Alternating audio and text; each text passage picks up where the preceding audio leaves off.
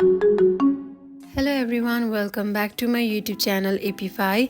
So today in this video I'm gonna show you how to save videos on phone gallery from Telegram.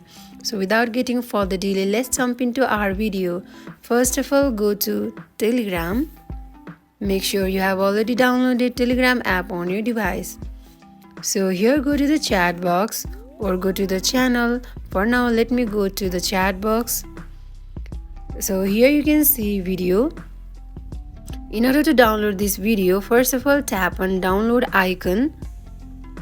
It will download your video on Telegram. After it downloaded successfully, let me download this video on my photo gallery.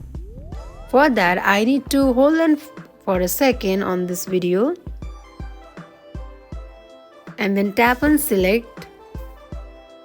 Now tap on this icon located on bottom as shown here and then scroll down and select save video.